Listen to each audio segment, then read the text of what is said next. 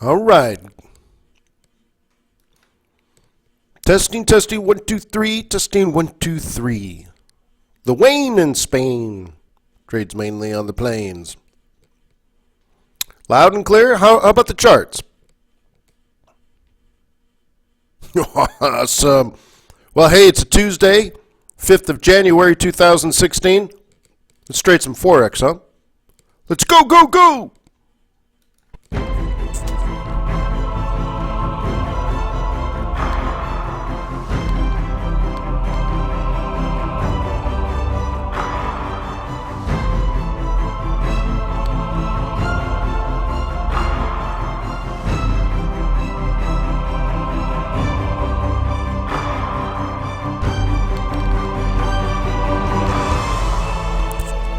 Oh, yeah. Hey, welcome to Forex.Today, everybody. Good to see you again. Who's alive? Happy Tuesday to you. Namaste, my friend. Or as Stephen says, yo, yo, yo, yo, yo. Alive in the UK. Thank you, Kenny. I enjoyed one of your cigars last night. Fabuloso. Hey, let's get going. Trading Forex is risky, not appropriate for everyone. Your past performance, good or bad, is not indicative of future results. So please stay small, stay humble, focus on the long term, never risk money you cannot afford to lose. Don't touch the stove, you might get burned. Hello, my name is Wayne, how are you? I trade currencies. What do you do? Oh, you trade currencies too? Small world. Yes, been trading currencies for a long time. I have a webinar coming up in a couple of months that will be the 10th anniversary of doing webinars on. Actually, on FX Street, I've done more than 10 years of webinars, so you can imagine how long I've been trading currencies, right? So, and if you're like, 10 years of work experience is not a lot. Well, when I first started trading Forex, there were no charts. So the retail Forex industry is only 10 years old. Yeah, so, I was there in the beginning, man. Holy smokes, I had to figure everything out. And no computers. Yeah, we used abacuses. Just rocks and sticks and stuff, yeah. Well, anyways, I'm old, but I'm beautiful. Yeah, look at that. That's when I was skinny. Now I look like Rush Limbaugh. I was laughing about it the other day. I went from that guy that you see on the picture to Rush Limbaugh. Wow. So anyways, hey, 7:30 in the morning, Monday through Thursday, we're here at Forex.Today, and every Friday we're at FX Street. Whoop, whoop. And I cover technical and fundamental analysis. I did a lot of fundamentals to set you up for the week yesterday. We went through the calendar. We went through the Commitment of Traders report to look at large institutional positions in the market, and more importantly, changes in those positions. And today, I think let's just do technical analysis. I have a request for USD Swiss franc. Yeah, probably. So anyways, I'm with tradersway.com, and we want to earn your loyalty. When you feel confident in your trading because you've developed skills, perhaps through these webinars, that one day you'll choose Traders Way as your prime brokerage, and you will start your successful Forex trading business, and we'll be your partner. How cool is that? That's all. We love you, man. Want your success. To attend these webinars, just go to Forex.Today, register. Not only can you access these live webinars, you can also access the archive of recordings. So if you want to see yesterday's, it'll be in this section. And there's, I think, 24 now trading ideas posted every single day by our analyst team and by our partners. Isn't that awesome? Yeah, and you know what's the whole cost for all of this support? It's all free. Just pay it back. Be loyal.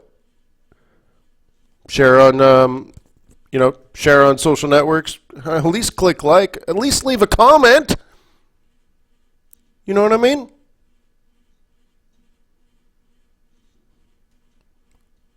Oh, Kenny Put 5 grand in into a Trader's Way account, and they doubled it for you. Cool.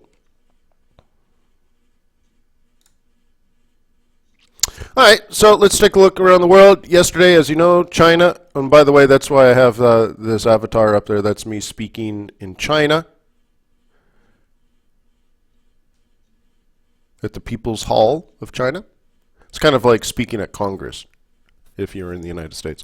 So anyways, cool. So yesterday, the market dropped by 7%. Everyone on TV was freaking out like it was the end of the world. And I said, you know what? It's actually not a big deal. What's happening was there was a rumor that China was going to lift the selling ban on large investors in the Chinese stock market. So that means everyone that could get out wanted to get out in case there was a free fall coming. And so, well, we hit the 5% drop market breaks. And then the market opened again, boom, hit the 7% trigger, which closes the market for the rest of the day. Cool. Shanghai opened bad today, and then what? Whoop, whoop, government steps in. Central bank stepped in, the government stepped in, and guess what? A couple of things.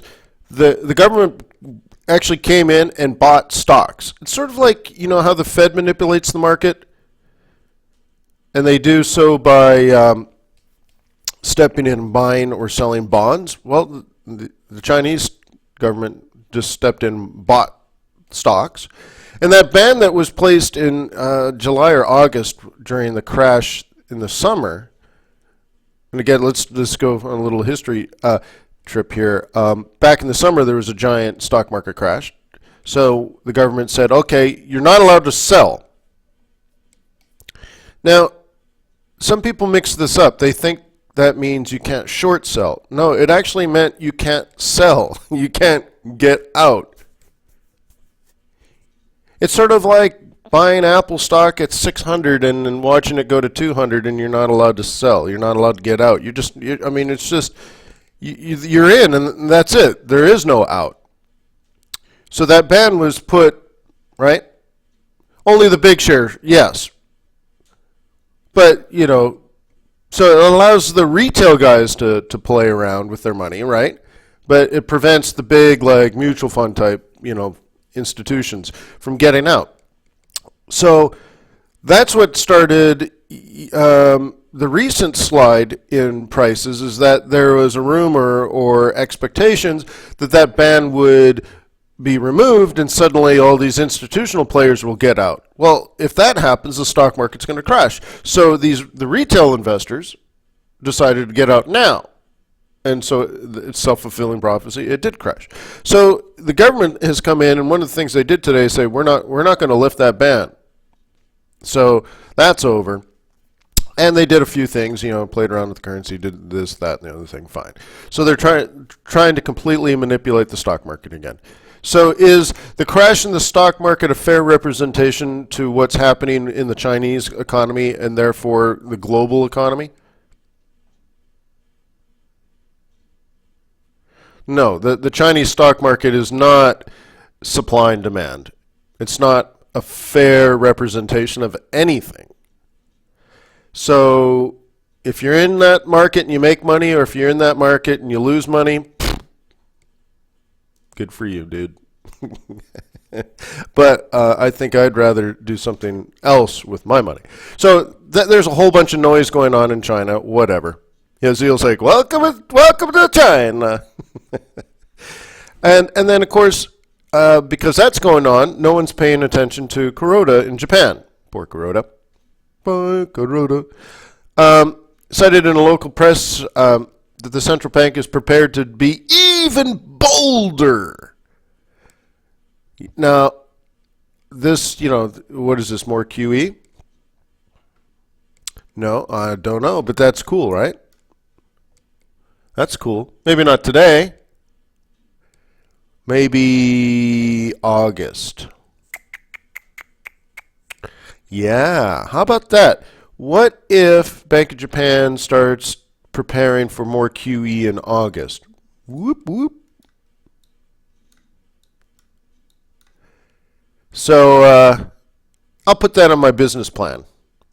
I'll think about it in July. Maybe corner of the market on Japanese oil. Why August? Because my mind says so. Well, how about this? Artem, when's a good time for the Bank of Japan to jump in and do a bunch of QE? You're a Kuroda now. You do it. When?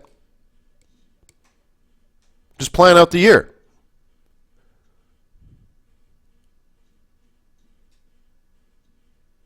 Right? Well, you have to, Nuno says, yeah, so you got to speak now to kind of warm up the market to prepare. The market's thin. Well, just, how about this? Maybe put it on your to-do list today.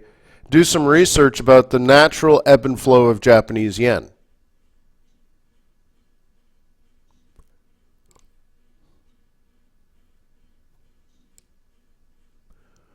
Okay? Is it easier or more difficult to swim upstream against a current?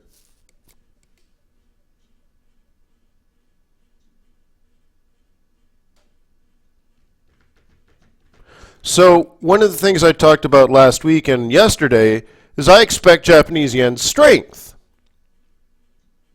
So that means the yen, right, is being brought home to Japan. So the flow currently is what I'm preparing for mentally. In the next few months, mentally, I believe there's a high probability of the flow of yen heading towards Japan. So that'd be kind of a dumb time to sell a bunch of yen into the open market when the natural flow's in. And you're not going to get anything from it, right? It's just the current's going the wrong way. Okay, Artem? So that begs a question, when would be a better time? And I leave that to you. I just snap my fingers and say August, but back it up. Well, I only gave you a clue, but if you were going to be the master of your Forex universe, you would research that out. I mean, you want to be an authority, right? You can't say, oh, well, because Wayne told me so. Yeah. So I'm just pushing you in the right direction, perhaps. But that's why I'm here. So whatever. So I think a lot of people missed this one. Whoop, whoop. Okay, a bunch of stuff happened in Europe. Wow. All right, let's talk about it. Spanish unemployment, okay. Good job. Norway, 8 months of contraction. What? What's going on in Norway, guys? 8 months in a row of bad news? What's going on? 46 on the PMI? What? What's going on in Norway, huh? Oil. Thank you, Jimmer. Yeah, it's an oil-producing country, oil exporter, and obviously falling oil prices and the United States, Saudi Arabia, Iran, Russian oil war is not good for Norway's business. So maybe you want to short sell Tesla Motors, because as a per capita, Norway buys the most Teslas. All right, Germany. They beat. Yay! Good for you. UK construction PMI, 34th month of expansion. Yay! Wonder what would happen if you took London out of that picture. Right? Are they really building new is building really expanding in the Shire?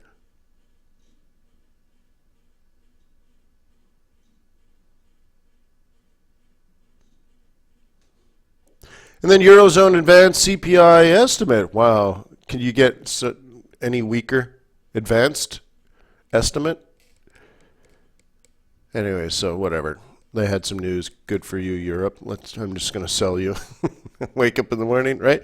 You guys remember for about a year and a half to 2 years, I used to sing a song, right?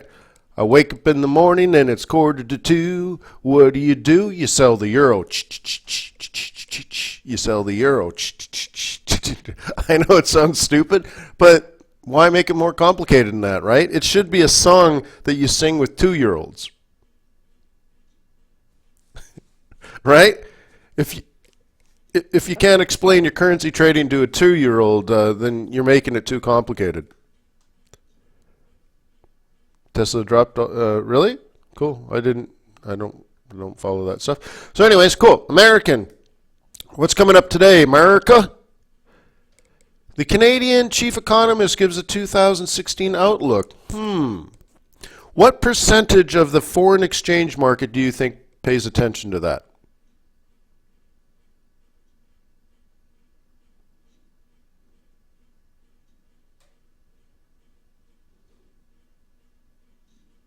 What do you think, guys? 5%, 3%, 1% maybe? Yeah, big investors do. How about just retail guys? You can't beat the big guys, right? So let's just talk about your competition, because Forex is widely known as a zero-sum game. If you made money, it's because the other person on the other side of your trade lost money, and their wealth is transferred to your account. It doesn't come from somewhere else. Right? You see what I mean? So you need to earn your wealth by out hustling, out preparing the other person on the other side of your trade. So why don't you get your hands on that 2016 outlook? Learn what you can about Canada, but you know they're going to talk about the global market, they're going to talk about oil, they're going to talk about OPEC, they're going to talk about all kinds of things. Why don't you get your hands on that and be the smart one on the trade? That's my advice to you. Same store sales, great. Baltic Dry Index, great. What is the number on Baltic Dry Index these days? It's pretty pathetic.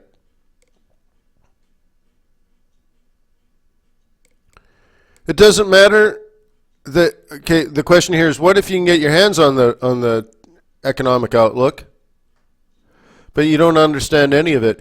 Well, first of all, time will fix that. Either you'll learn as you go, or you can take a college class on macroeconomics, or you can just buy the textbook and just read the entire textbook.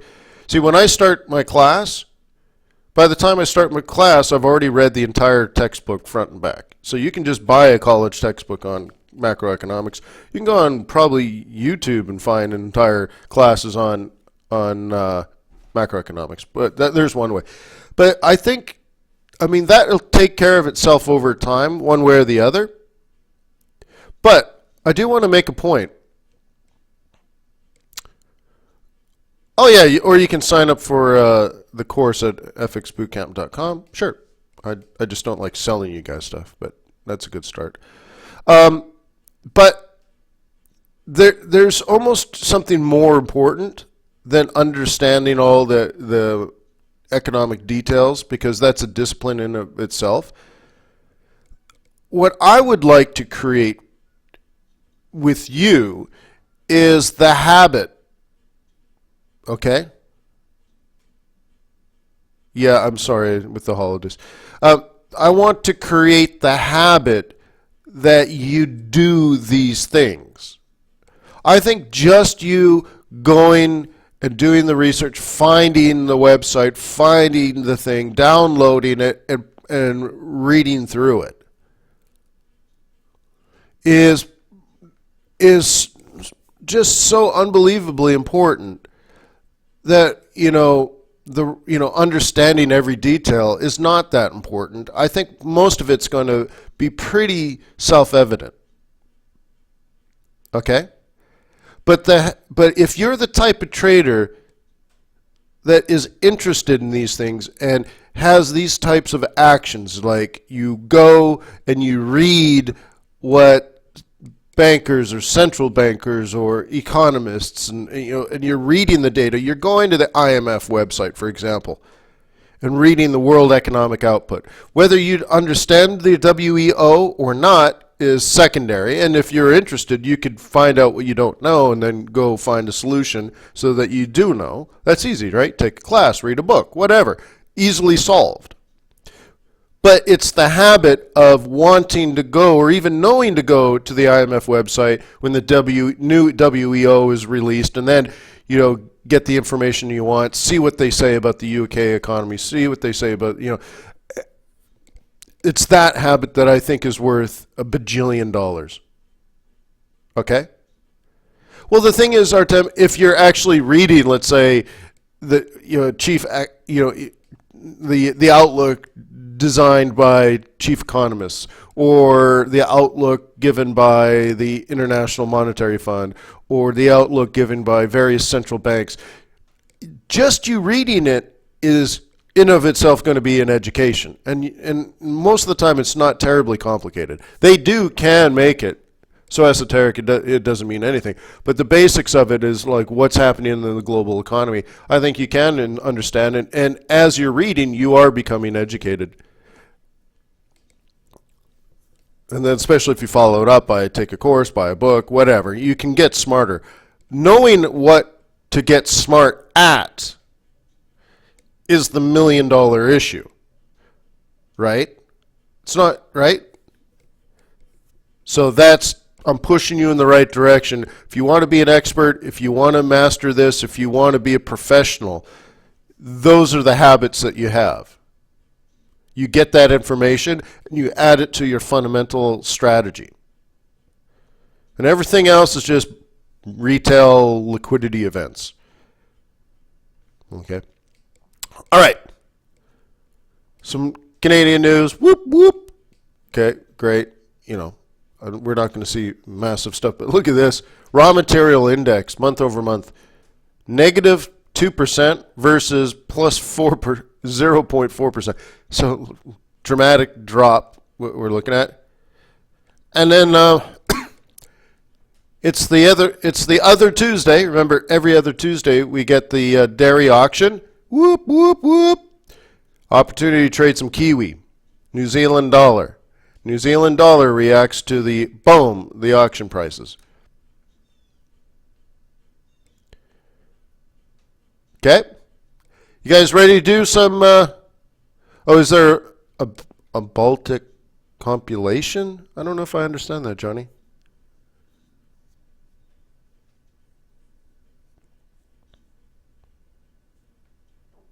But anyways, you guys ready to do some technical analysis? Well then, let's put the happy music on.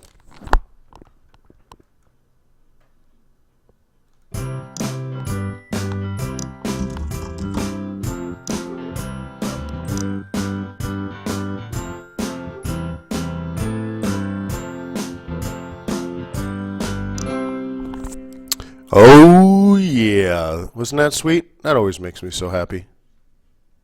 Whoop, whoop, whoop.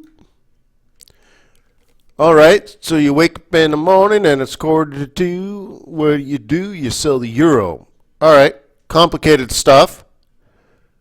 Euro dropped yesterday. Came back to the 1 hour 21, and it dropped again today. Any questions?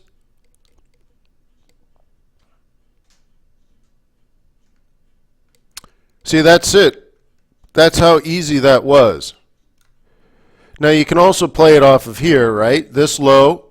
I mean, I must do this 200,000 times, right? You take this old bottom. Once you've made it low, clearly lower than this low, drag it across, and it's going to be your sell zone in the future. That's one way of doing it. The other way of doing it is using your moving averages.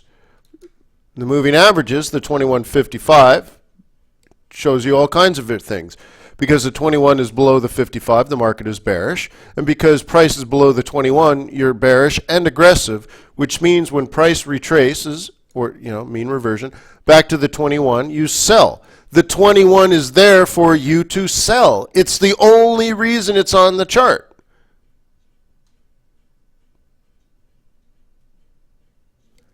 Or temps is or a Fibonacci, and yeah, you know, there's just you're skinning the cat so many different ways, right? Or is it a rabbit? I don't know. Stokes says are not agreeing. Ooh, interesting. What? Why do you say it doesn't agree? Because it was never overbought?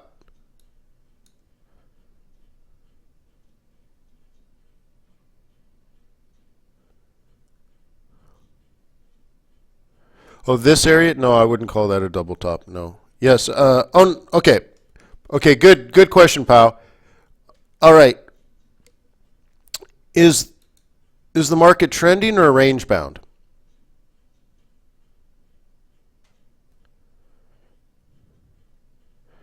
Trending. Right.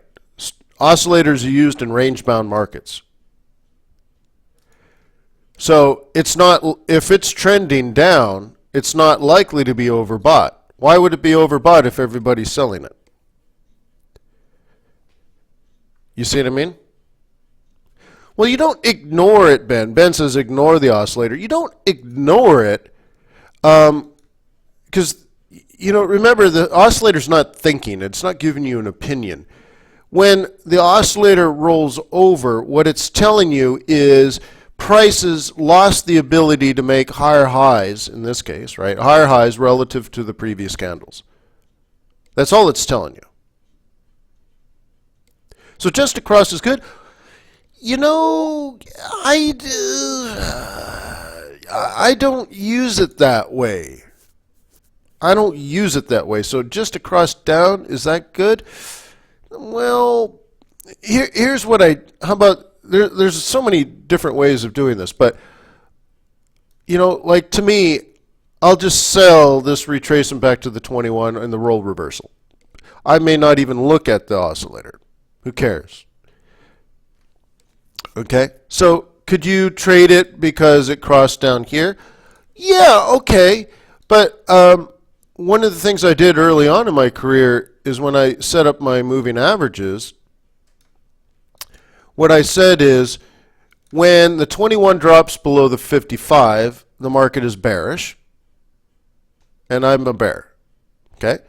But that's just the market now, because the 21 and 55, they don't cross that often.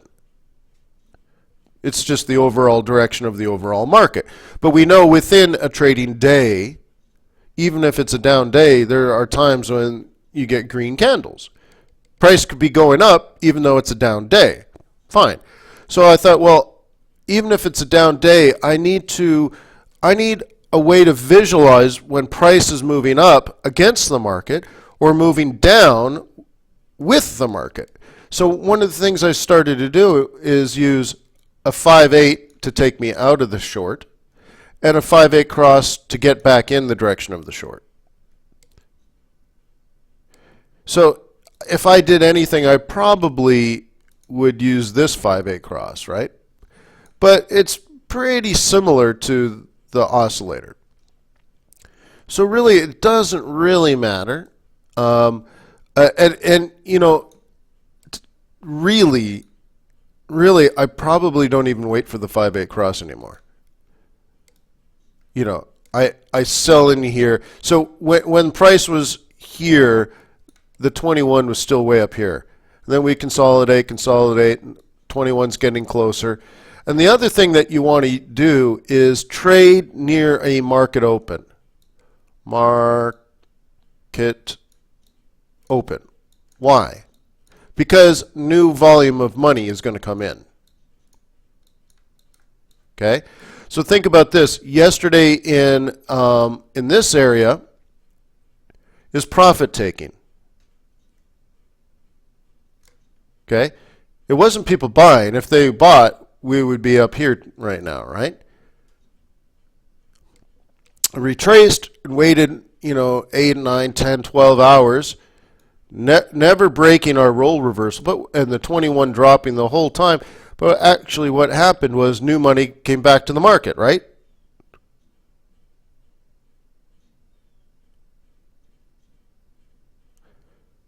Oscar asks, am I showing charts? Yeah, I guess everybody sees charts, right? Yeah. Okay, cool. Okay, so money simply came back to the market. Maybe you don't use the hourly chart anymore. Maybe you drop into a 15-minute chart, pal, and you say, when we get near the hourly 21, I am going to sell a 15-minute 5/8 cross down. Okay? And to me, all these things are more interesting.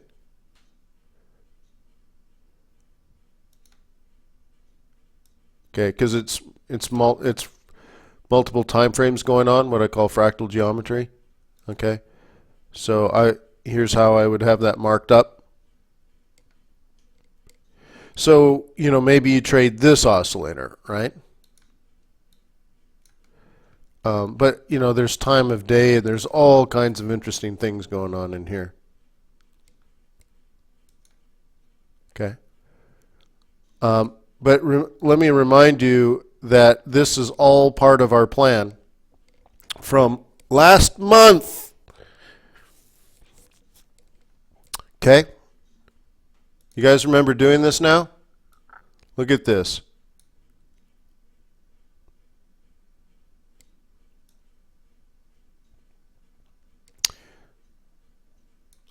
So let me remind you that our plan last month was to have this come down to 102. Last month.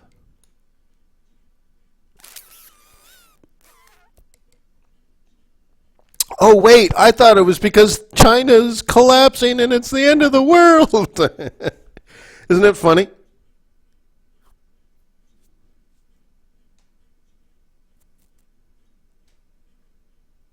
Or last year, yeah, well, I don't want to take it that far, right? But it is something that we planned out 2 weeks ago. I know there were some holidays and stuff.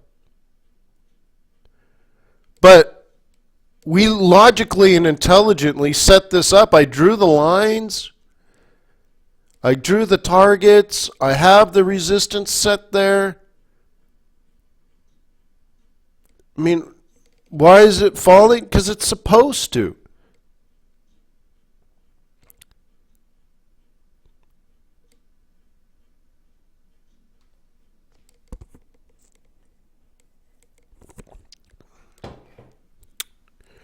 No, these are monthly pivot points, and when I drew them, we didn't even have this. We didn't have January pivot points because we were still in December. So I think one of the things I did here was set this up for you like a head and shoulders, and we measured the distance from here to here, and then I projected that down to here.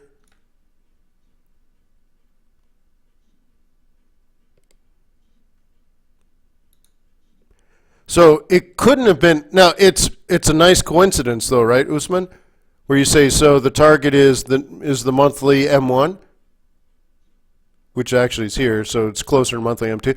But what I'm saying is this area didn't exist when I drew the chart. It was just white space because we were still in December and January pivot points were not calculated yet. So it was just me doing my technical analysis that said, 103, right, kind of thing in there somewhere.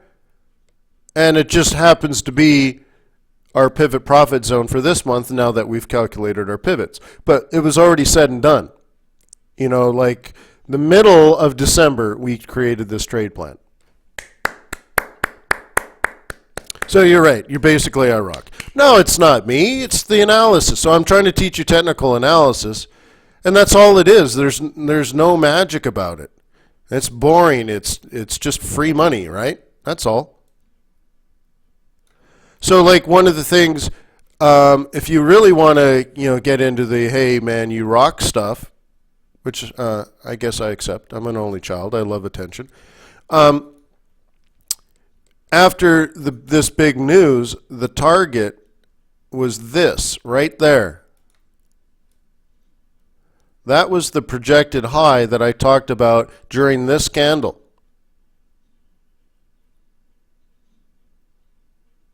after the big giant news. That was the predicted top, right? 110.50, I think it was. Not 1010, right? Artem says he does confirm. Yeah, Usman says to the pip, right? Cool, right on.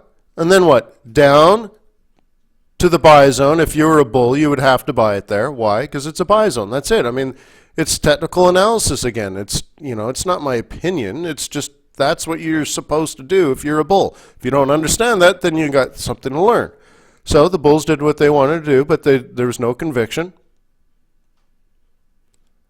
Right? So now, if this is going to head and shoulders on us, which I had marked up here, then simple technical analysis again. You measure the top, the bottom, you get yourself a range, you go to the neckline, you take that range, the top, the bottom, you project it out. It's simple crown or head and shoulders pattern analysis, and it predicts 103, which I drew. So there you go. Now the nice thing about trades like this is they're swing trades. You don't have to trade 9 hours a day, right? It retraced back into the shoulder. You sell somewhere in the consolidation. You walk away, and yeah, you've made 200 pips, but you had to work that one day and pull the trigger, right?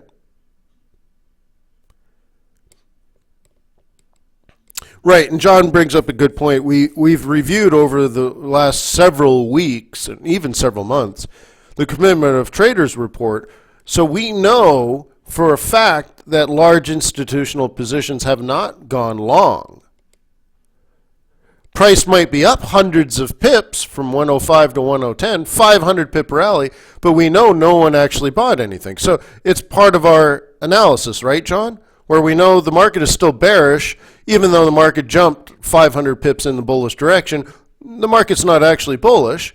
The market's just taking profit. So it's part of our analysis. It's part of our fundamental analysis. Some people might be freaking out like, oh, the euro's going to rally for blah, blah, blah, blah, whatever, dude. How many people are running around like chickens with their head cut off, right?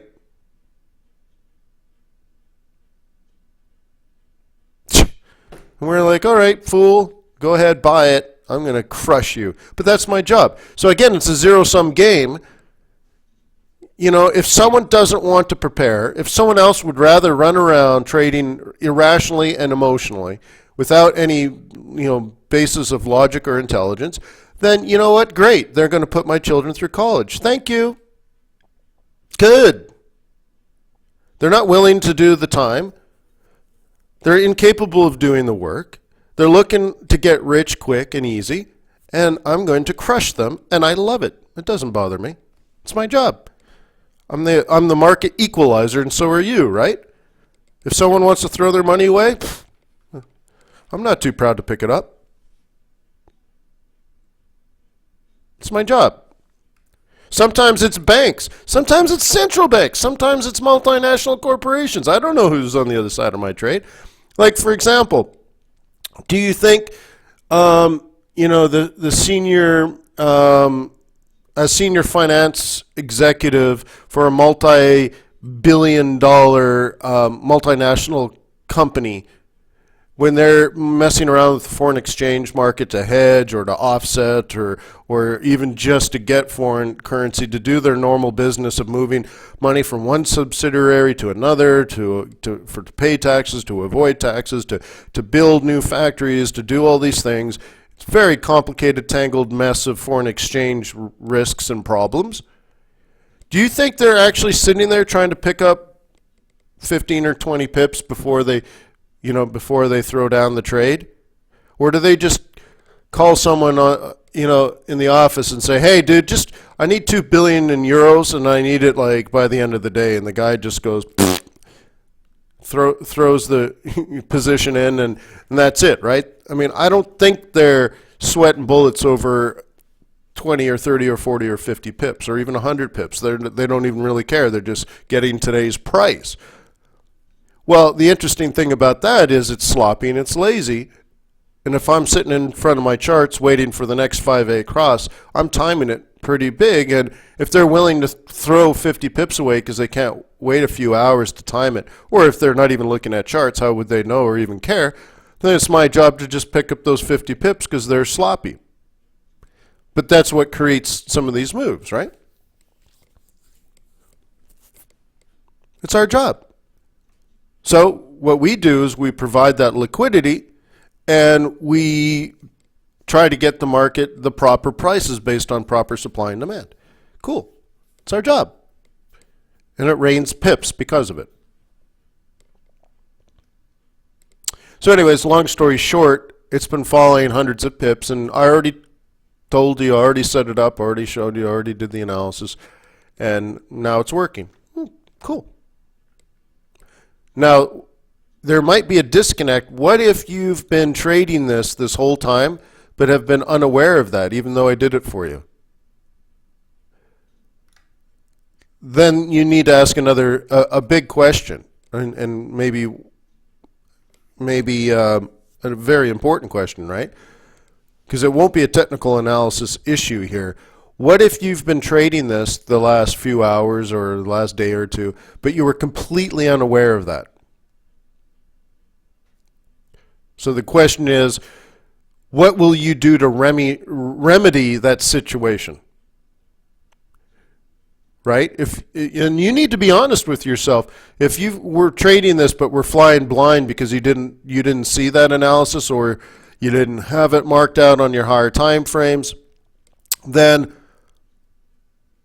what are you going to do to fix that? Who cares about the oscillator, right? It's not an oscillator issue. Like I was trying to kind of show before, those are all useful things, but it's not your oscillator. If you didn't see the basic, the basic pattern, the basic direction in the market, then why not? Right? Because you can see, if you actually go back, not just to last week or last month, this actually goes back several months. This is the actual pattern we're trading, guys, right? So, like, really, seriously, if this isn't part of your analysis, and my analysis isn't the only way of doing it, but no matter how you come to it, or whatever analysis you do, if this larger move isn't on your radar screen, you seriously need to ask why not. If you truly want to be successful, you need to question yourself. Right? And not just now, but always. I mean, I'm always doing it. Why and what's going on and what's making this happen and what's going to happen. I'm always looking 3, 6, 9, 12 months ahead, right? So I can say things like, oh, well, maybe the Japanese yen will weaken in August. Well, why August, Wayne? I don't know. I've been thinking about it.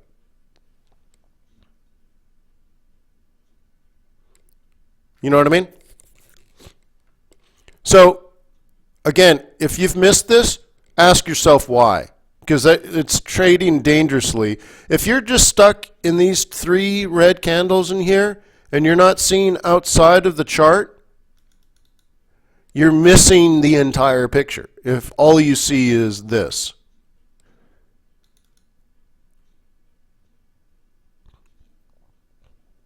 Okay?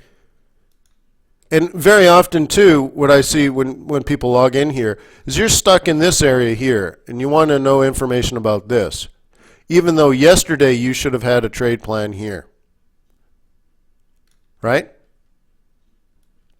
That's what I'm trying to teach you, is that you're ready for this yesterday, not talking about it now. So you're like, okay, Wayne, great. What do I do now, Wayne? Right? Oh, that's hindsight, Wayne. Tell me the future. All right, well, how about this? I drew this, right? Watch. That's probably a sell zone later in the future. There. Was that hard? Was that difficult?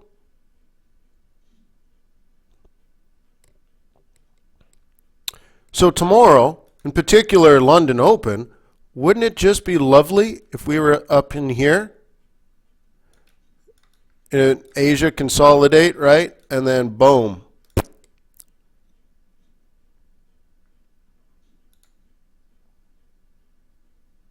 right?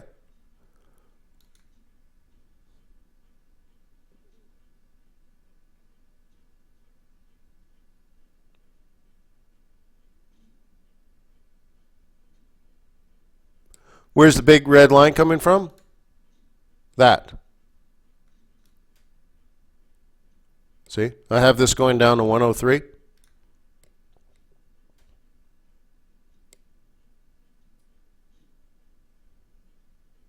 Okay, but see, guys, let's go on daily again. There's so much going on here. It's awesome, right? Look, I start really by this move here. Now, let me remind you, back in February of 2015, as this was rising, I actually asked you to print this chart out with this move drawn. Can anybody confirm that?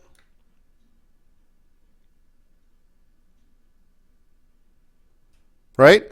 I said print it out, and I want you to write the words with a big felt tip marker, the stinkiest one you can find. I want you to write the words bear.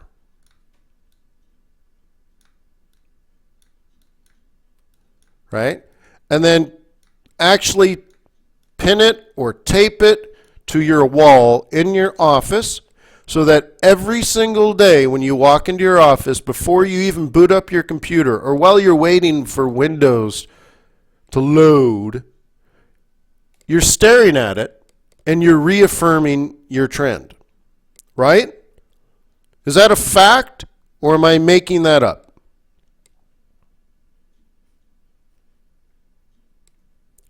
Demuth says truth. Daniel says fact. Right? Tim says fact. Joe says fact, right? So this all has occurred.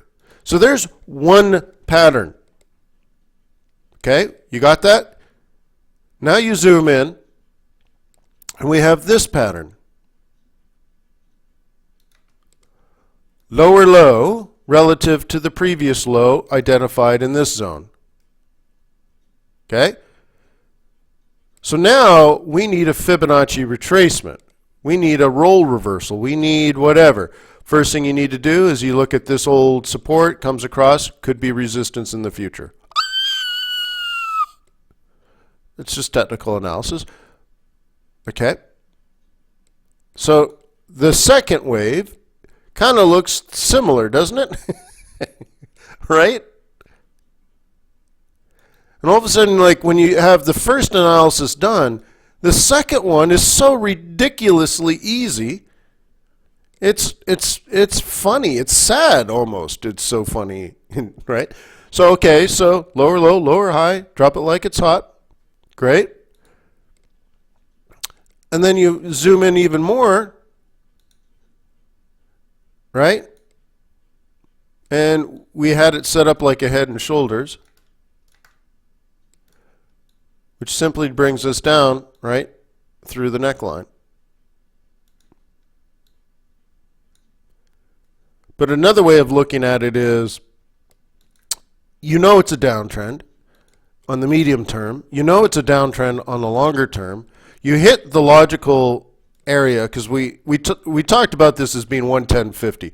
So it was a cluster of weekly and monthly pivots. I mean, it was easy for whatever reason. Doesn't matter. What does matter, and what I have drawn here, when I drew this, we were still here. So I reaffirmed to you our long-term direction, right? What would make that long-term direction reveal itself? A lower high. Where would the resistance be? Here. I remind you, though, when we did this, we were still here.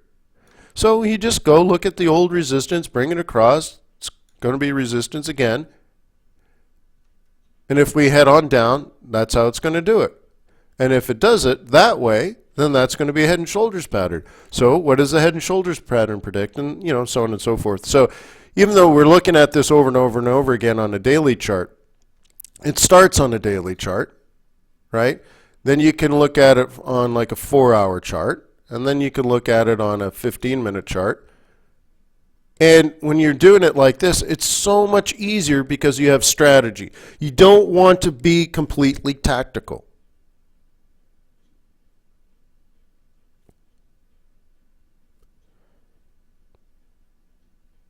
Yes, no, I was planning on doing that too.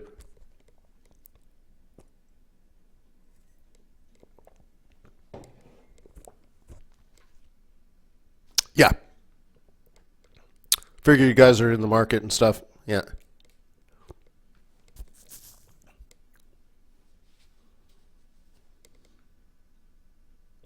Is YJ and Daniel's here, right? YJ and Daniel and Adam.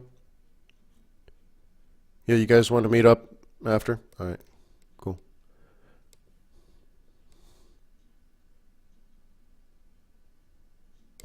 Okay, cool. So that's a lot of analysis for Euro USD. So let's try something new, huh? Let's go a different direction completely because we don't have a lot of time. Let's do like Aussie yen.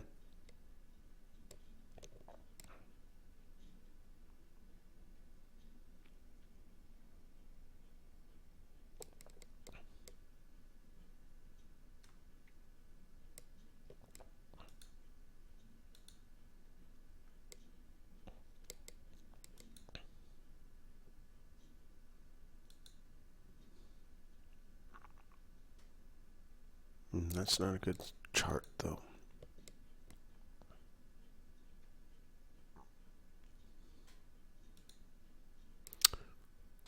Okay, so I guess we have to acknowledge some basic things here.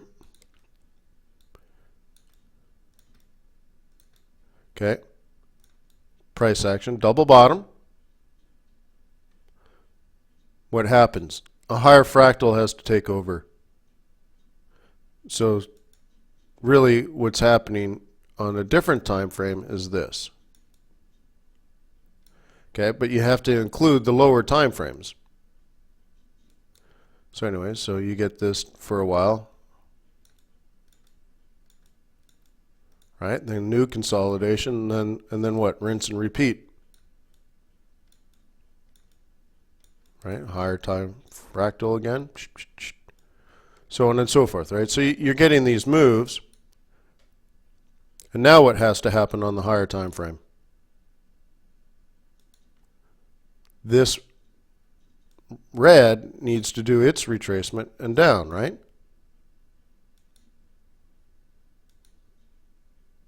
So it's the interesting thing about fractal geometry is it's the same patterns over and over again on all time frames.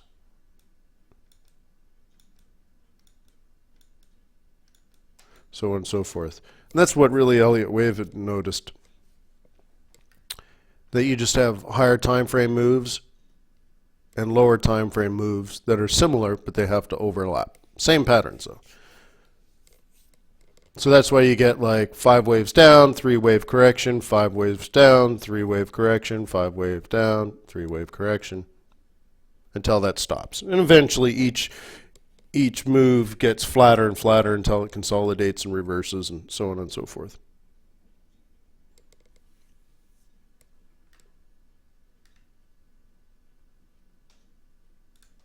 Okay, so long story short, and I think we had talked about this before, I would like to buy Aussie yen. I really would. I'm very intrigued. I haven't made a decision of what I want to do in 2016 with Aussie, but I'm very intrigued, you know? So I'm identifying things like this, and I swear I did this with you a couple of weeks ago, but I'm looking at this, and what I want to see at some point is the breakout, retracement, breakout idea, and buy sort of in here, because I'd like to catch the yield, right? But the problem is the yen is supposed to get strong, or has the potential to get strong, based on seasonality. And so we were ready for that. And so here we are now, and it's strong. It's not surprising, and that's why I'm not in it. But I'm thinking, I don't know, sometime this year it might be interesting. But I'm not going to gamble. I like the free money. I like the easy money. It's not that I'm lazy. I just don't want to take risk. Right? Because does this say buy to you? No, it doesn't say buy to me. I'd like to, but I don't have the chart set up. Now, some of these other ones you can try, right? And this is a daily chart, so going all the way back to August. Well, I did try several times. I think I made 150 or 200 pips on some of these moves here, but eventually got knocked out. I think I was even long Kiwi Swiss franc and Aussie Swiss franc for a while and made money on those, but got knocked out on some volatility and, you know, just close, but not quite there. And then we've come all the way back, so it doesn't matter. So if you look at Aussie yen here, it's priced the same as it was priced back in September and August, right? So 6 months later, we're back to where we started. All right, so obviously I'm not in these, right? But if you're going to look at it from a higher time frame, right, maybe 6 months from now we're up here. Maybe. I'm not saying that will happen. But if I can get the right setups, I might try for that. Like I did back in here, I didn't take the first one. I didn't take the second one. I took the third one because I know the trend is down, but consolidation and stuff, and then this higher high, higher low, I'm pretty sure I bought this one too.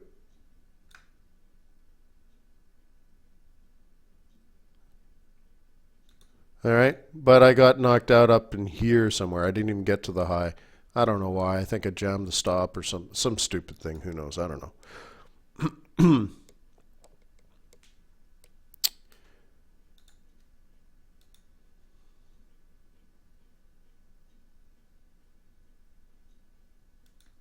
Let's do one more. I want to scan the Swiss franc. Yeah, Artem says I jammed the stop and only got 70 pips. Yeah, I remember, I think the other one I was disappointed too, and I think I locked in 150 pips. And, you know, came back and knocked me out. I think I was up 300, right? Oh, well.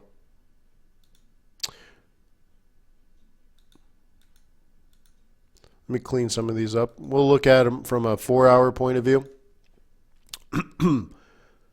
So like CAD Swissy, wouldn't call it bullish, but there's a potential in here, isn't there? We got ourselves a 4-hour J-Lo.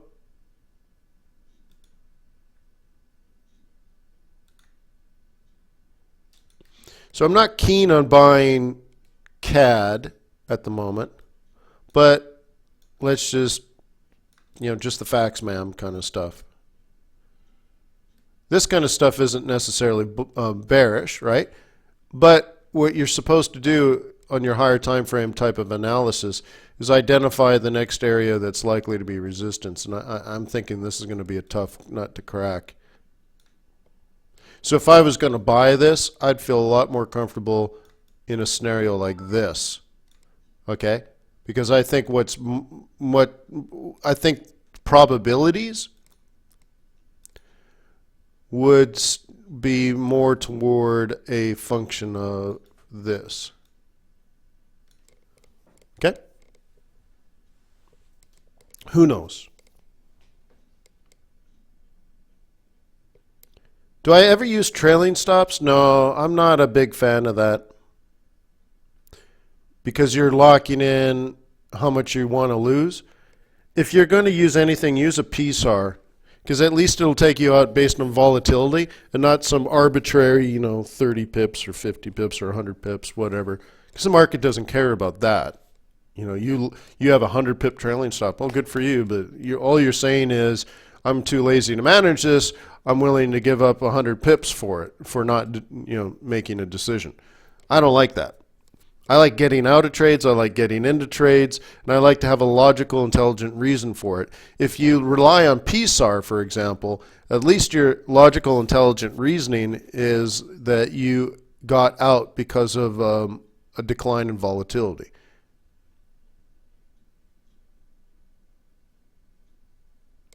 Oh, how do you spell that? Here.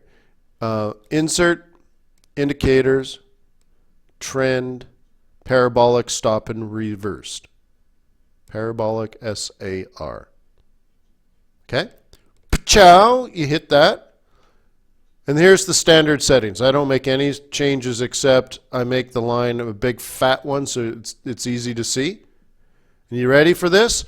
It's going to tell me if I'm trading this 4-hour chart where my stop is supposed to be. Now, as you change the time frames, it's going to change it depending on how you're. So, like for example, if you were trading a spot trade on a 15-minute chart, would you have the same stop as if you were trading a swing trade on a 4-hour? No, you would have completely different. Yeah, SAR, SAR, PSAR. So you need to ask yourself in your trade whether you're a swing trader or a spot trader or whatever, and then look at it on the proper time frame, and that's where your stop loss should be placed. So this is like training wheels. It will tell you based on the type of trade you've set up where your stop loss should be, and more importantly, when to move your stop loss and where to move your stop loss. So you ready? I'm going to click OK. Pachow. So if I'm on a 4-hour chart, it thinks I'm long, and my stop should be placed here. Okay, if I get big green candles like we're getting now, it's barely going to move my stop loss. Because there's lots of volatility, the market's moving fast and furiously, and you don't want to just get knocked out because of some silly volatility. If you're trading in the direction of trend, you're going to be right, unless the trend reverses, but the trend doesn't reverse that often, right?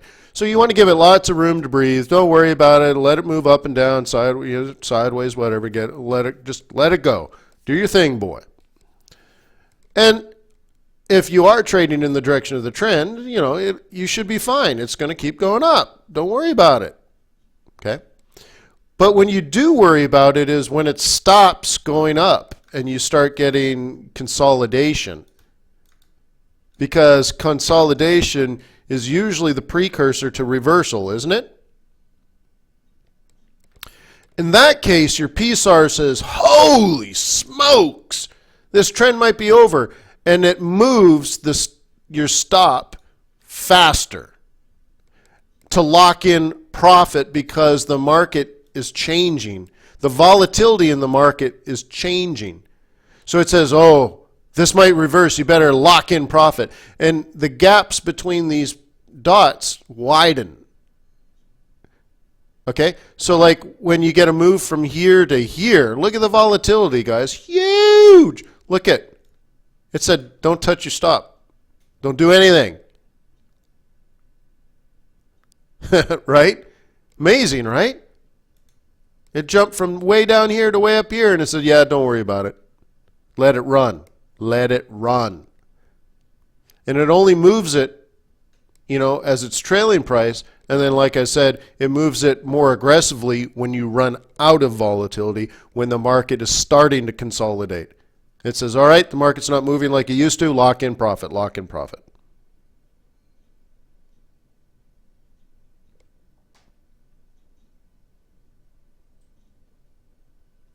Do I worry about it getting too far away? No.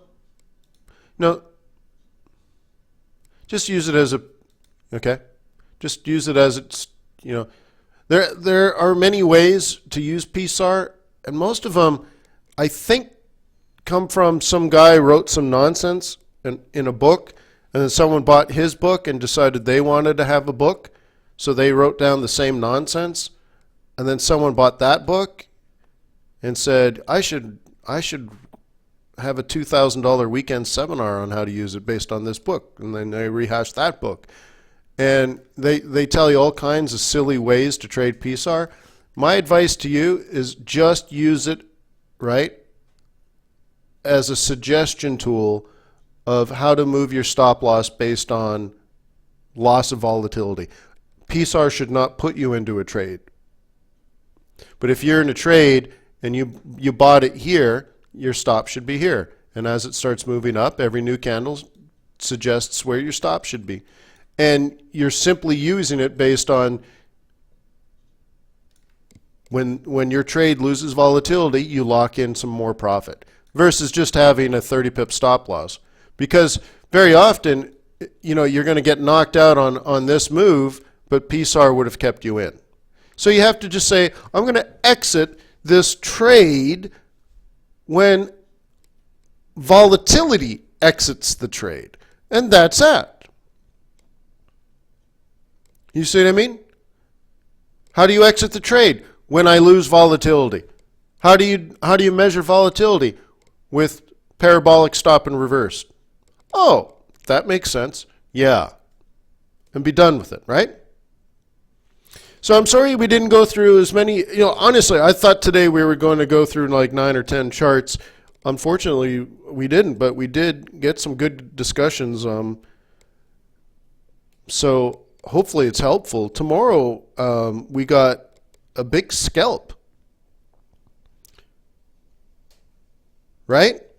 Tomorrow we got a big scalp, ADP, another dumb prediction. So we'll focus on that. And if you need help on the methodology of scalping high volatility news events, then just ask and I'll walk you through that step by step, and then we'll trade ADP together. What do you stink? Smell like a plan? Yeah? Cool. Hey, if you watch this video on YouTube, give it a like and leave a comment. Would you do that, please?